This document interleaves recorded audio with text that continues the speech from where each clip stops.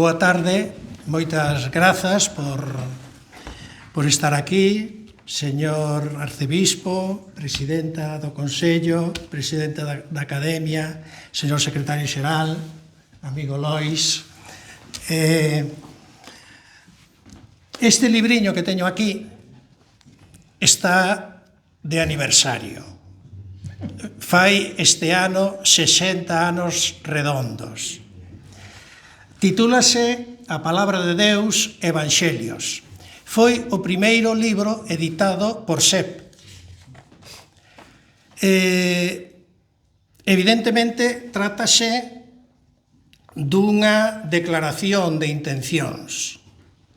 É un fillo prematuro porque SEP aínda non estaba oficialmente constituído, que se fixo no ano seguinte, no 1966, pero é un libro que leva o nome de SEP, que leva o logo de SEP, son os Evanxeos traducidos por Xosé Morente Torres e Manuel Espiña Gamallo. O mesmo título do libro é indicativo, porque non se titula directamente os Evanxeos, titúlase A Palabra de Deus, Evangelios, o que dá a entender que debía haber un proxecto que era a Palabra de Deus, e nese proxecto iríanse publicando libros sucesivos, e o primeiro libro era o dos Evanxelios. De feito, non moito despois publicouse un segundo libro separado, que é o libro dos Salmos. Pero ese proxecto de publicar os libros da Biblia por separado abandonouse e no 1973 SEP toma a decisión de publicar a Biblia de maneira íntegra, ademais traducida dende as linguas orixinais. Formouse un equipo de traductores, 13 traductores, dos que temos aquí dous, Andrés Torres Queiruga, Xesús Ferro Ruibal, acompáñannos aquí felizmente. Ese traballo, aprobado no ano 1973, deu a luz no ano 1989 a primeira edición da Biblia. Non vou contar a historia da Biblia, só recalcar o que acaba de dicir Charo, de que esta cuarta edición, que é a que temos actualmente en librerías, edición impresa, usamos o seu texto para esta edición en liña que estamos presentando aquí e que leva unhas semanas operativas xa, que se pode usar con toda a normalidade. A difusión dos textos bíblicos foi sempre unha preocupación grande. Fose na era dos manuscritos, na era da imprenta, non é necesario falar da vinculación entre a imprenta e a Biblia. De feito, preparando isto, tive unha curiosidade de mirar cantos exemplares da Biblia se levarán vendidos. Exemplares en papel, me refiro. En internet dan unha cantidade, que non sei que rigor ten, pero é unha cantidade. 16.000 millóns de exemplares da Biblia. É dicir, que, bueno, evidentemente, trátase dun libro que ten esa característica de interesar de maneira universal. Ese, pois, pon nesa difusión, nesa transmisión da Biblia, pon o seu grande area coa traducción e a difusión en galego. Curiosamente, esta difusión online ten unha característica moi específica, que é que non mata a edición en papel. De feito, a edición en liña ten o mesmo texto que a edición impresa. Pero, ademais, non no noso caso, pero en moitos casos, as edicións en liña lévannos as formas primitivas de transmisión dos textos, porque moitas das Biblias en liña teñen, a parte do texto, teñen o audio. Evidentemente, agora non necesitamos memorizar o audio, chéganos con activar unha memoria remota que ten ali os audios metidos. Infelizmente, a nosa Biblia en liña non dispón dos audios, aínda que era a nosa intención que os tivese. Miramos as posibilidades que había, tivemos que desbotalas. Buscamos a ver que posibilidades había de facer unha edición dos audios con voces humanas, con locutores profesionais. Saíunos un orzamento que, bueno, xa foi un atrevemento pedilo, porque un orzamento fora completamente das nosas posibilidades. E logo valoramos a posibilidade das ferramentas da inteligencia artificial. Entón, aí levámonos tamén unha resposta bastante frustrante, porque a contestación foi: non temos, nin imos ter un lector de textos que poida verquer a Biblia en audios dunha forma mínimamente digna. Polo tanto, esa posibilidade dos textos lidos por unha inteligencia artificial, eso tamén queda completamente desbotada, así que de momento imos ter que conformarnos co texto. Eu non vou dicir aquí que algún día non teñamos os audios, pero agora mesmo non os temos. Con esta edición en liña, calquera persoa que teña un dispositivo conectado a internet, un ordenador, unha tablet, un teléfono móvil, estea onde estea, sempre que teña cobertura e batería, pode ler a Biblia en galego en calquera lugar que se atope. Deste xeito, nós ofrecemos, por un lado, a Biblia impresa, que ten o texto enriquecido con introducións, notas, anexos. Entendemos que para unha lectura máis vagarosa, unha lectura máis relacionada co estudio, coa interpretación do texto, evidentemente está a Biblia impresa.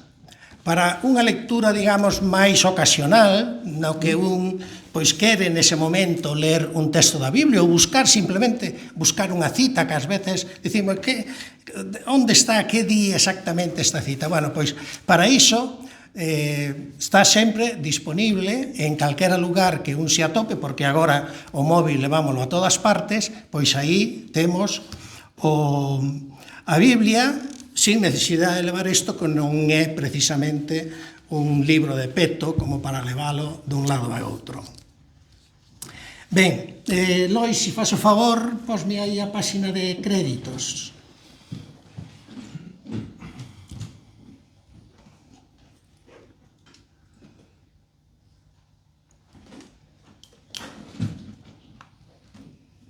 Bueno, podedes ver que esta edición é unha homenaxe que Sepp lle fai a Alfonso Zulueta e a Kiko Domínguez. Foron os dous anteriores presidentes nosos e foron, ademais, as persoas dende a editorial que se puxeron ao frente da edición, primeiro da traducción e logo da edición da Biblia en galego. Esta cuarta edición da Biblia impresa aínda foi dirixida e realizada por Kiko Domínguez. Logo, pombos, podedes atopar aí as características da Biblia, que se está traducida dos textos bíblicos orixinais, que se é o texto da cuarta edición, e aparece tamén o equipo de tradutores. Son 13 santas persoas que fixeron o traballo de traducción da Biblia, coordinados por Andrés Torres e Xosé Fernández Lago.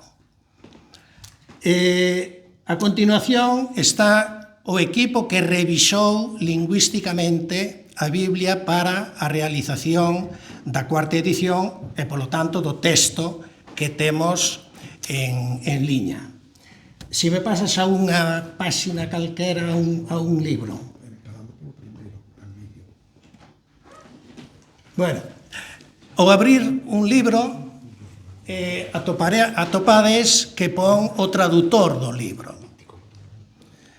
Ben, o feito de que en cada libro apareza o nome da persoa que traduce o libro é, digamos, o mínimo recoñecemento que dende a editorial lle podemos facer aos nosos traductores. Mira se atopas por aí no Novo Testamento, vai a un evanxeo, o primeiro mesmo.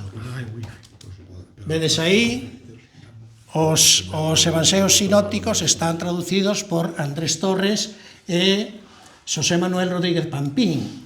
E se vas vamos a ver, o Novo Testamento, vai a carta aos Filipenses, vedes que está traducido por Xesús Ferro Ruibal, que nos acompaña tamén aquí. Ben, remato co capítulo de agradecementos, que é sempre o capítulo máis importante nestes casos, non?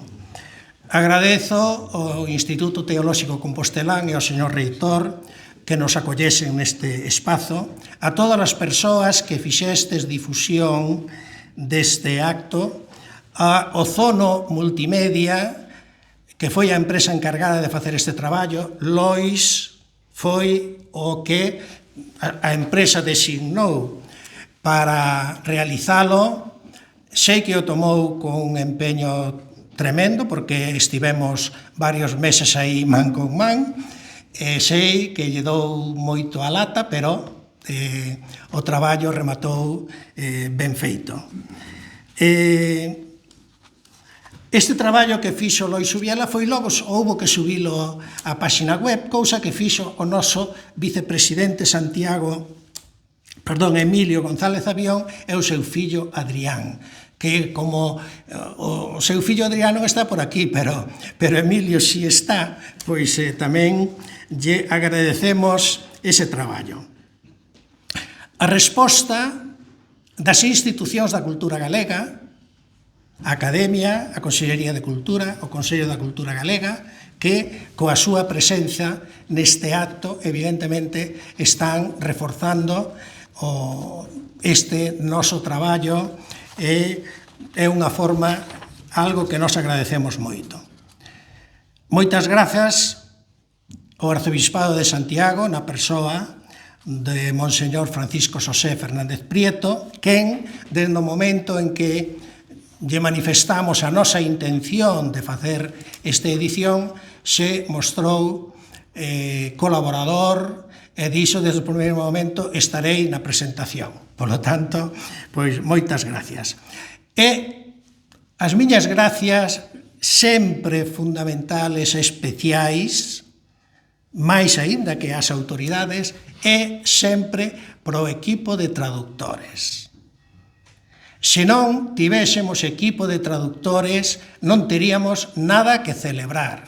Non teríamos edición nin en papel, nin en liña. Por lo tanto, esas 13 persoas que constan aí na páxina de... como se chama?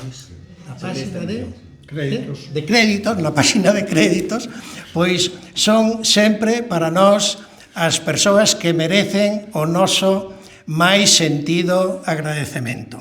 E a todas e todos vostedes pola súa presenza e agardando que cada un faga seu este proxecto.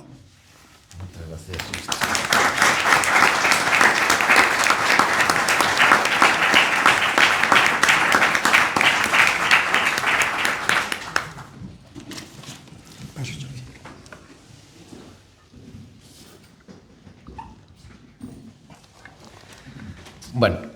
Moi boa tarde aquí aos membros da mesa que hoxe me acompañan e a todos os presentes.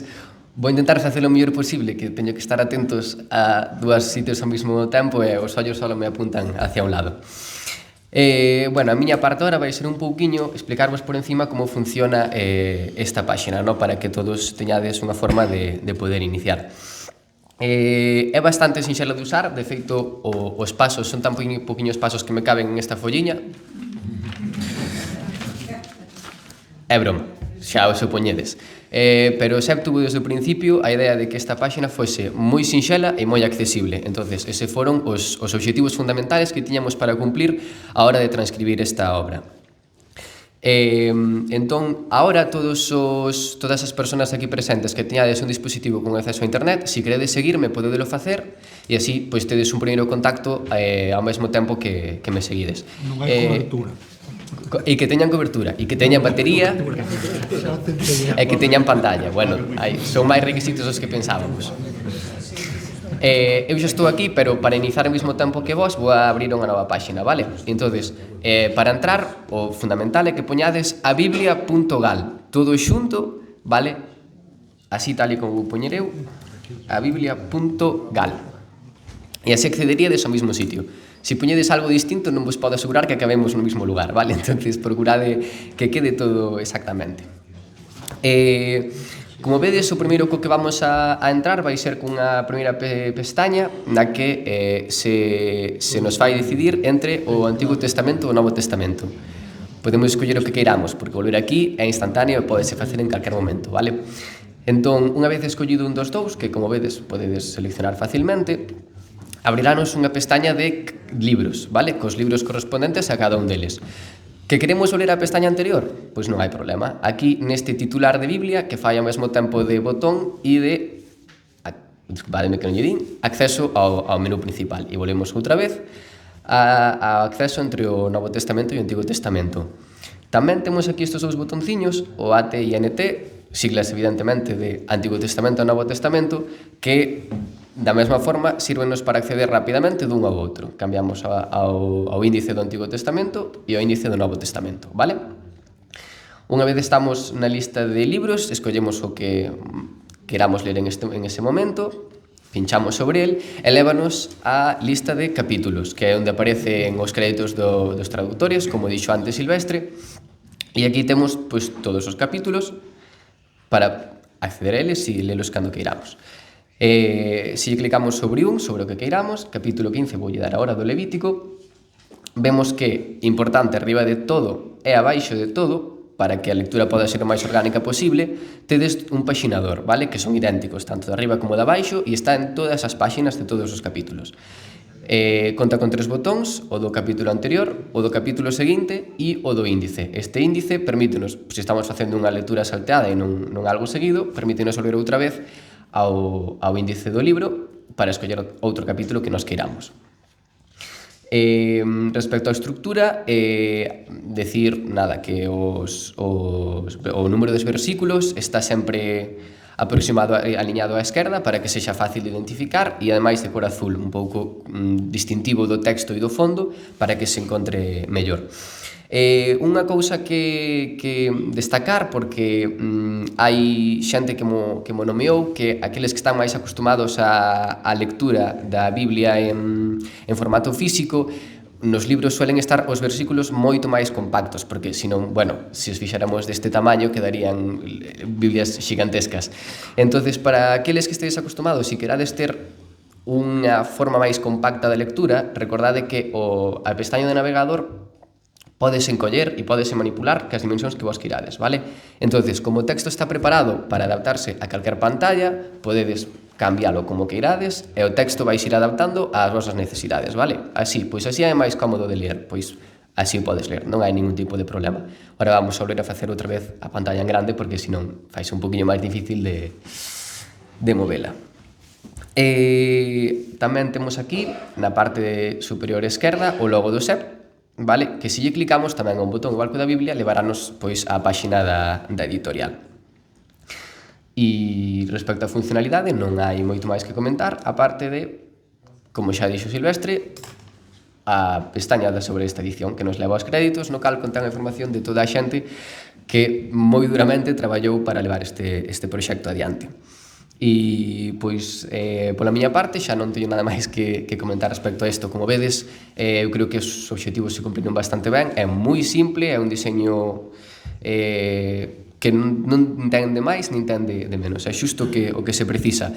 Importante destacar que non conta ningún tipo de anuncio, así que nunca vades a ser interrompidos por ningún anuncio molesto, nin conta con ningún tipo de suscripción, é gratuito, e que a resposta é prácticamente inmediata porque é unha pestaña, unha web moi sinxela, polo cal de ter problemas para conectarvos a ela, por xeral vai ser por cobertura ou por conexión, e en ocasións moi raras, pois que o vosso equipo sexa extremadamente lento, pero xa digo, é unha web moi sinxela, así que non vades ter moitos problemas.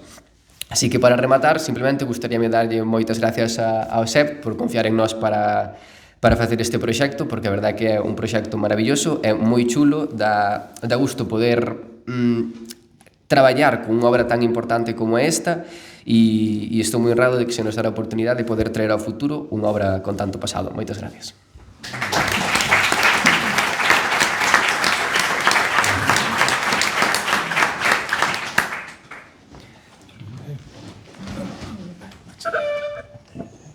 Moi boas tardes. Sí, oise, sí. Clicalle no botonciño. Moi boas tardes. Sí, agora sí. Moitas grazas. Señor Arcebispo, señor Secretario Xeral, señora Presidenta do Consello, Presidente de SEPT e señor Luís Ubiela. Unha honra e un placer para min estar representando aquí a Real Academia Galega.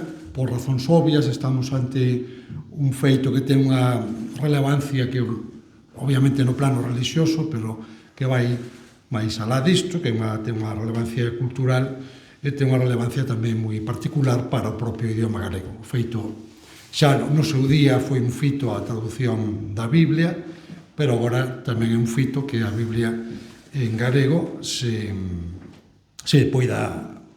difunda, por tanto, sexa accesible a través destes novos procedementos ou medios de lectura como son os ordenadores ou os portátiles, iPads, etc.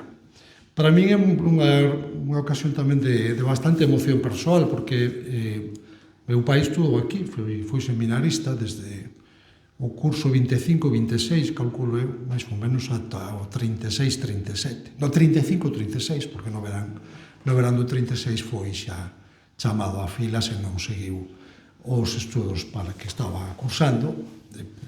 Eso permitiu que fose meu pai. Deixou, despois da guerra, deixou a carreira que estaba facendo eclesiástica. Meu pai estudou aquí, eu contaba moitas anécdotas dos seus tempos no seminario, recordaba moitísimo. Algúnas veces, cando me contaba unha anécdota da clase, reproducía a conversa do profesor, as palabras en latín.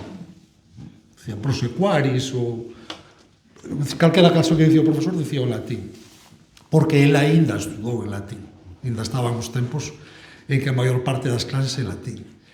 El tiña bo coñecemento das linguas clásicas, e ademais era moi aficionado ás linguas clásicas.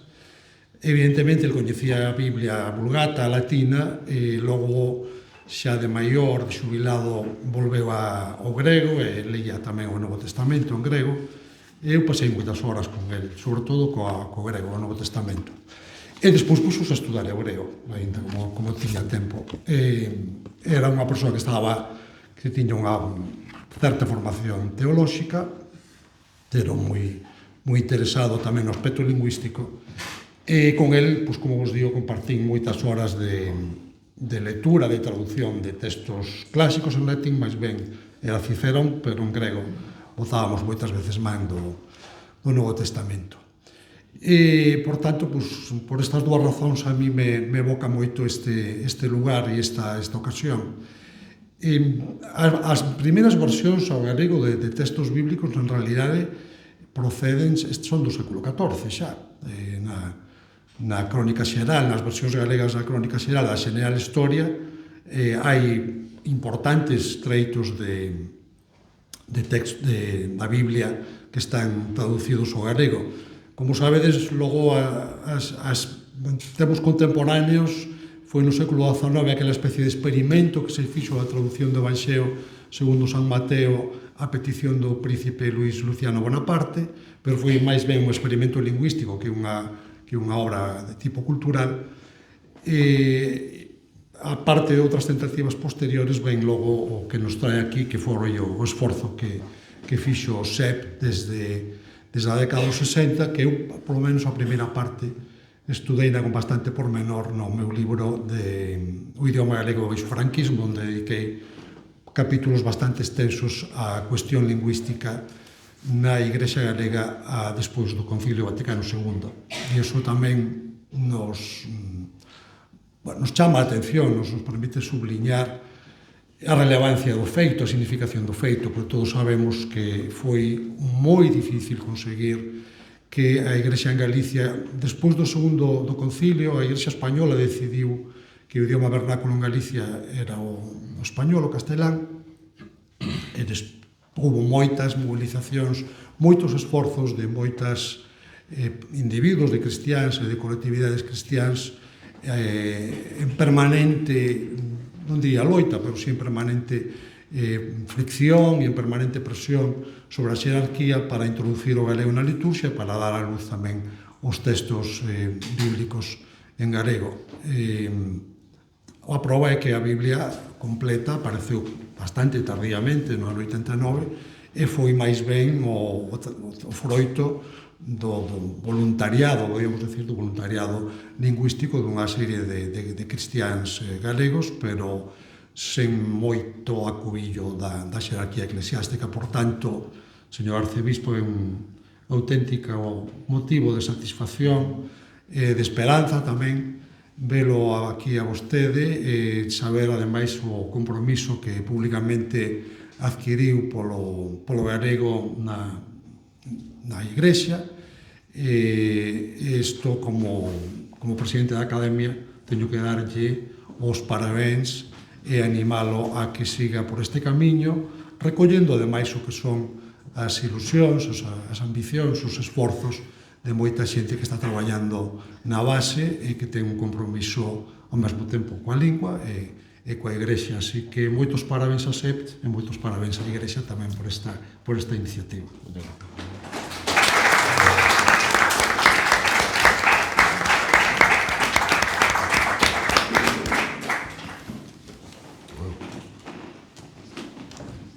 Que lle toca a él? Sí.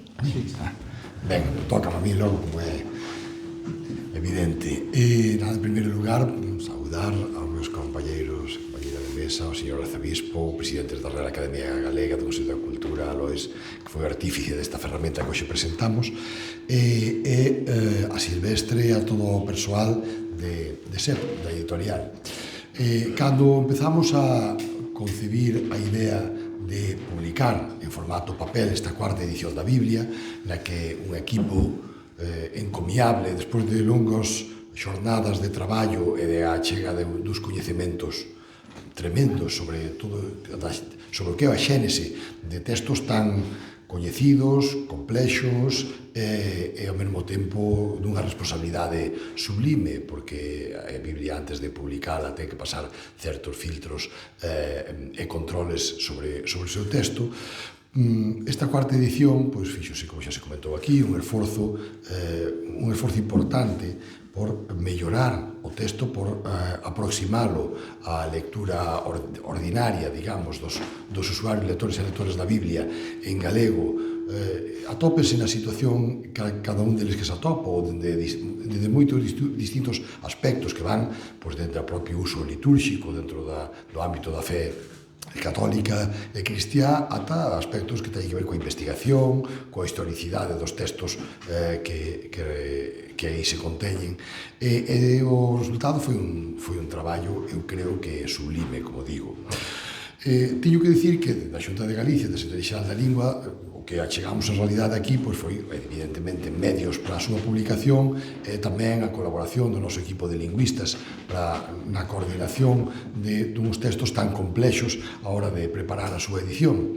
Pero desde o primeiro momento tamén fixemos moito fincapé na necesidade de facer este último paso que os estamos presentando e que, sinceramente, a mí me fai especial ilusión, que é, pois, socializar, ou se quere, universalizar a nosa Biblia en lingua galega, porque o contido de libros, como decía Silvestre, que non son precisamente de peto, destes libros en gran formato, que teñen unha distribución complicada, que teñen un manexo complicado, nos días de hoxe, sobre todo para as xeracións máis novas, pois hai que resolverlo de outra maneira, e iso é unha forma tecnolóxica, o que fai en realidade é liberar de toda posible limitación que teña que ver coa posesión ou non dun libro ou co manexo ou non dun libro, liberar os textos bíblicos para todo o seu uso en lingua galega en Galicia e no mundo inteiro. Este é a realidade efeméride que estamos marcando hoxe, algo importantísimo porque é a primeira vez que sen menoscabo desas anteriores edicións que teñen un mérito tremendo e que forman parte dese torrente de voluntarismo e de sabiduría a que xa se fixo referencia aquí, agora é a primeira vez que todo ese universo bíblico se pon ao dispor do gran público, atópese ademais alá onde se atope. E iso é algo que eu creo que como pobo, como colectividade, sexa, repito outra vez, dentro do ámbito religioso ou non, como persoa dedicada á xestión da lingua galega en Galicia e mesmo cara fora, pois échenos de satisfacción. Así o fixemos tamén xa co misal recentemente editado e tamén co oracional.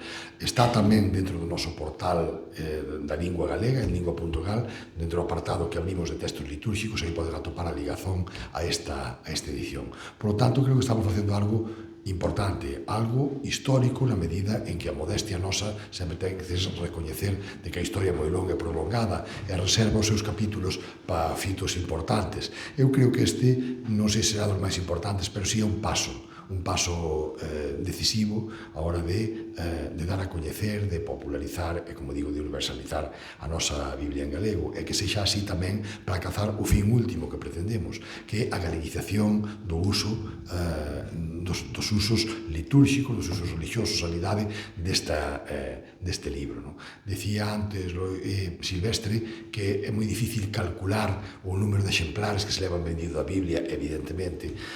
O que sí parece que é un pouco máis atinado é calcular que e así coinciden moitos medios en dicir que é o libro máis traducido da historia, seguramente a todas cantas linguas existen no mundo, prácticamente a moitísimas delas, por suposto. Entón estamos ante unha publicación desta magnitude que hoxe se incorpora o galego e o galego universal. Estea onde estean os galegos ou as persoas que queiran estudar a lingua galega, a partir de hoxe contan cunha obra de referencia con probablemente unha das máis universais das obras que é a Biblia. Por lo tanto, moitísimo o agradecemento a todos que fixastes posible, a implicación, xa o dicía antes o presidente da Real Academia Galega, moi especial do arcebispo de Santiago, que xa antes de ser arcebispo puxo todo o seu afán e toda a súa colaboración en galeguizar estes textos, máis aínda agora ocupando a cátedra Compostela, que é importantísimo para nós telo aquí. Sabemos que nel temos un aliado para este proceso de galeguización da nosa igrexa. A disposición, como digo, de todo o mundo e que quede, como digo, como un fito histórico para os logros da lingua galega, o feito de abrir a Biblia ao mundo inteiro na nosa lingua. Nada máis. Moitas gracias.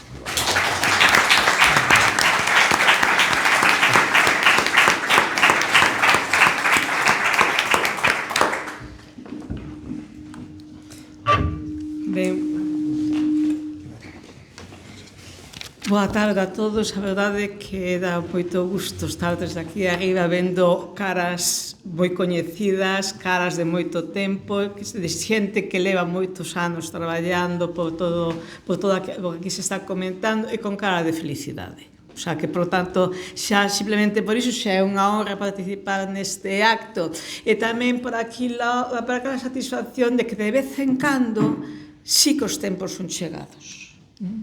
Entón podemos decir, bueno, demos un paso máis, chegamos a un novo poto, chegará tamén ese poto, creo eu, do audio, porque está dentro do tecnolóxicamente posible, incluso diría do tecnolóxicamente fácil, non fa falta recursos, pero alguén acabará poñendo tamén ese recurso, supoño, recursos económicos, refiro, non de outro tipo.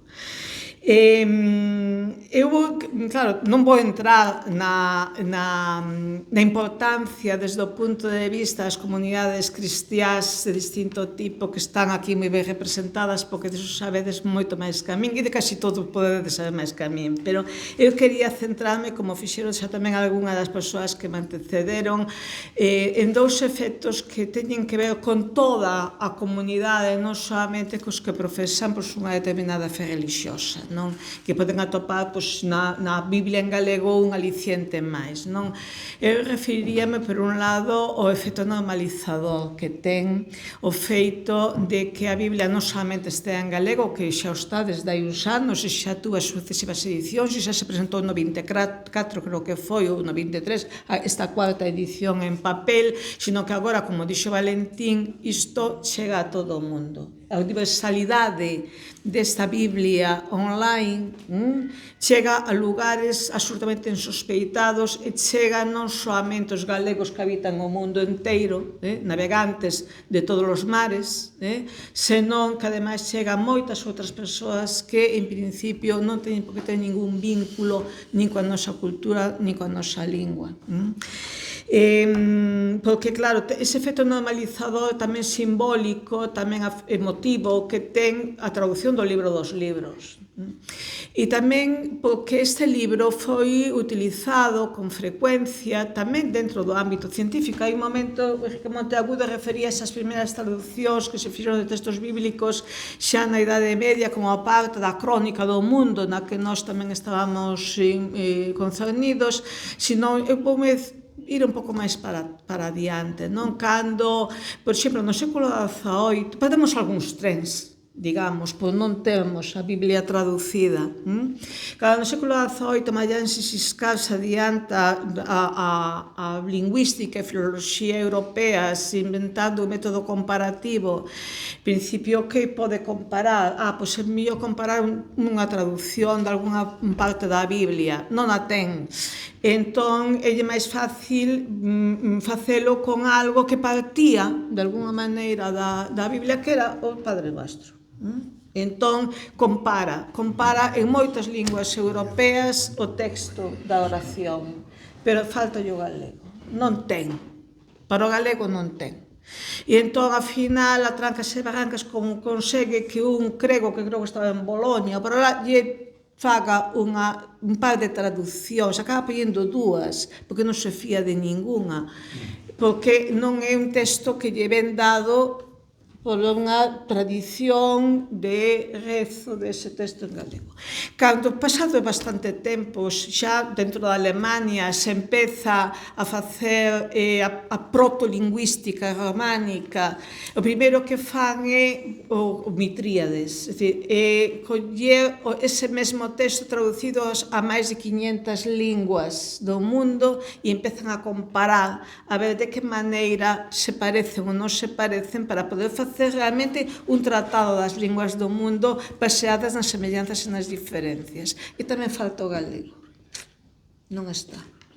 Quer dizer que, incluso nun ámbito científico como ese, o feito de non ter traducido o galego o libro dos libros foi nos deixando fora de experimentos, decía Enrique Monteagudo, de experimentos que de alguna maneira foron poñendo a outras linguas con menos tradición, con menos literatura anterior, incluso con menos número de falantes que a nós, foron nos poñendo no mapa.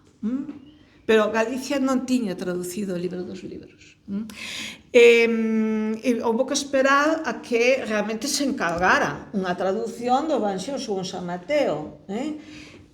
Por que? Porque o Luis Luciano Bonaparte quere ter un elemento de comparación e entón manda traducir. Entón é cando o Xosé Sánchez de Santa María publica en Londres a traducción do Evangelio según San Mateo porque era necesario para ese experimento lingüístico. Pero fixadevos, estamos xa no inicio do Rexurdimento. Porque esa traducción acompaña o inicio do Rexurdimento. Iso fai no ano 61 e Rosalía escribe Cantares Gallegos no 63. Estamos xa tardísimo cando empezamos a incorporar a uns trens que xa percorreran moito camiño na lingüística e na filoloxía. Pero tamén esa tradición se interrompe e hai que esperar a que avance o século XX. E no século XX sí que efectivamente vemos como vai avanzando isto e vai avanzando de maneira moi decidida a parte dos escalceos que puido haber antes da Guerra Civil grazas a SEPT. Gracias a SET, a editorial, os grupos que antes e despois se xiraron de arredor deste proxecto e grazas a que pouco a pouco se foron dando pasos, ás veces pasos máis domésticos, ás veces máis institucionalizados, ás veces só cunha parte dos textos, logo con máis textos, e fomos así sucesivamente ata esta edición, que é a última que hai xa, coas novas normas ortográficas e, sobre todo agora, con esta edición en liña que, como digo, coloca un libro en papel non chega a todos os recantos do mundo, pero unha edición online chega para todos os recantos do mundo, chega para que calquera galego ou non galego que queira coñecer os textos bíblicos en galego poida facelo. Pero tamén a que un novo Luís Luciano de Bonaparte que estea en Nova Zelanda e quera volver a facer ese experimento agora con máis medios tecnolóxicos para a comparación, para poder estudar a semellancia e a diferencia entre as linguas do mundo a partir non de 500 linguas, non de 3.000 linguas, de 8.000 linguas, poida facelo porque Galicia ten ese libro. Quer dizer que, ás veces, proxectos que nos vemos unha importancia inmediata polo que significa no seu contexto cultural, religioso, etc., teñen trascendencias moito máis grandes desde outras disciplinas ou con outros ollos. E logo, eu creo que tamén é importante este texto difundido desta maneira, porque queiramos que non a cultura milenaria contida tamén nestes textos é a base da cultura da maior parte da humanidade, de religións que ocupan unha gran parte da humanidade. Entón, temos a facilidade de atopar esas referencias culturais presentes en todas as nosas literaturas, en todas as nosas pinturas, en toda a nosa tradición musical, etc., sobre todo do mundo occidental, pero non só, atopalos facilmente neses textos que podemos consultar como falantes de galego. Creo que tamén é unha boa nova que hai que saudar e valorar dunha maneira moi especial. Por lo tanto, de novo, parabéns e gratitude. Eu insisto na gratitude non só a editorial SEPT, sino de maneira moi especial os esforzados tradutores que fixeron o traballo e os seus corretores. E tamén quixera darlle os parabéns a editorial SEPT pola lucidez, digamos. A xeneroxía de sobralles, a lucidez para poñer esta obra dedicada a Zulueta e a Quico Domínguez. Creo que foi unha decisión que os honra.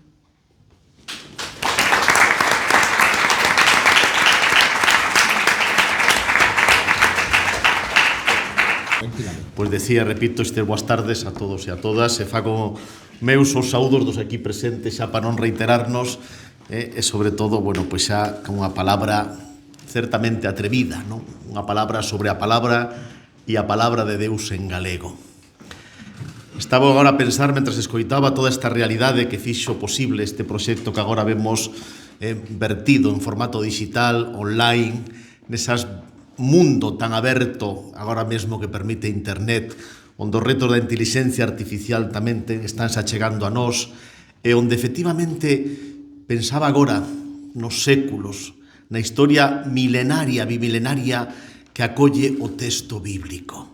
Estamos a falar aquí desta Galaecia contemporánea neste Finisterre do Occidente, dunha palabra que percorreu e de que maneira, porque si unha historia longa ten a Biblia é precisamente no tempo, quizáis en formato, impreso e en formato digital é o tempo máis breve en que esta palabra se foi conservada.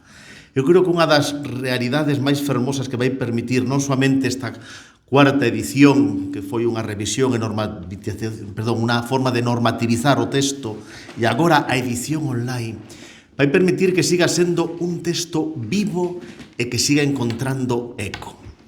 Falan os lingüistas cando se aproximan ao estudo do texto bíblico dun fenómeno moi singular e que creo que ten que seguir acontecendo agora a través do formato digital e online. Chámanlle a oralidade segunda. Que quere decir oralidade segunda? Quere decir que cando un texto impreso, pero claro, vayámonos a unha sinagoga do século I, nun formato tipo rollo, o papel daquele tempo era o papiro, pergamino era moi caro, pero máis tarde, a partir do século II e III, e cando ese texto era proclamado, esa sinagoga podía dispor dunhas copias, non de todos os textos da Biblia. Pensen na cidade de Xesús, na sinagoga de Nazaré, seguramente no atardecer do venres, verdad? Aconteceu que colleu o texto e proclamou uno. E quenes escoitaron, fixeron o texto seu. Cantos textos da Biblia foron transmitidos deste xeito, escoitados por outros e postos por escrito despois. Eu creo que esta virtualidade é a que pode facer posible que esta palabra que fixo culto e cultura ao longo da historia. Poucos libros se lle poden comparar, certamente moi editado, confío que tamén igualmente que lido, porque tamén é importante que o texto colla vida naquel que o lé. E un texto que foi, como é a Biblia, e o conxunto de libros que a definen ao longo da historia, proclamado, anunciado, celebrado, iconografiado, convertido en pensamento, moitas veces en disputa, interpretación, a veces un texto escondido e outras moitas veces un texto que tuvo que ser esplayado, que tuvo que encontrar pouco a pouco a vocación na que brota o texto bíblico cando se comeza a por escrito. Ser recibido, ser acollido e ser entendido. Fíxense que como era esa necesidade que hubo que verter a Biblia en hebreo e en grego, na Alexandría do século II, primeiro antes de Cristo. Fíxense a necesidade de que o hebreo se esquecía, que hacían falta unha especie de traductores, os Targum, que recreaban a Biblia cando era proclamado o texto bíblico en hebreo nas sinagogas. Fixo falta cando a lingua coinera o grego, a versión grega dos 70, e o Novo Testamento comeza a verterse nesa lingua na que saludaba ben querido Teófilo. Pero eses ben queridos Teófilos de todo tempo tamén tuveron que escoitar despois, cando o grego, sobre todo en Occidente, foi esquecido e o latín convertiuse na lingua coiné daquil momento, naquil latín, xa non clásico, mas ben medieval. Pero non esquezan que foi a Biblia que fixo posible que moitas linguas acolleran unha normativización tamén lingüística. Aconteceu con non poucas linguas do Extremo Oriente e con moitas linguas orais daquel mundo indíxena que aventurábase novo cando no século XV alá se chegan aqueles europeos a esas terras novas que despois chamaríamos América. E sigue o facendo. E a Biblia vertida en galego sigue facendo que a nosa lingua sexa unha lingua viva, cultural e cultual. E, por tanto, que a Biblia en galego e agora no formato online podamos achegarnos ao rincón, aqueles rincóns do mundo máis escondidos sempre que teñamos cobertura, que ese non ten reto como estuvemos comprobando. E, polo tanto, que nesa cobertura, porque agora cando un chega a un sitio, ademais de dicir vos días, que lle asinen a habitación, xa che dan a clave wifi antes de que lla pidas. Bueno, que o gallá isto faga posible, que siga sendo vivo a través do formato digital, do formato online, quen sabes unha futura aplicación móvil, todo é posible, de tal maneira que podamos ter a facilidade, pero sobre todo para que o texto sexa lido, transmitido. Sexas crente ou non crente, estás a ler un dos textos que definiu e de que maneira a vida da humanidade e a vida da nosa Galicia. Da Galaecia dos primeiros tempos, da Galicia sueva, da Galicia medieval, daqueles séculos nos que tardou en vir un resurdimento dunha lingua en esta Galicia que agora sigue aventurándose neste século XXI. Pois que a Biblia en galego siga sendo esa palabra de Deus que se fixo carne e habitou entre nós, que se fixo carne nesta terra e se fai palabra entre nós. Gracias por este esforzo que nos fixestes posible dende o punto de vista da financiación, o empeño editorial, o traballo técnico.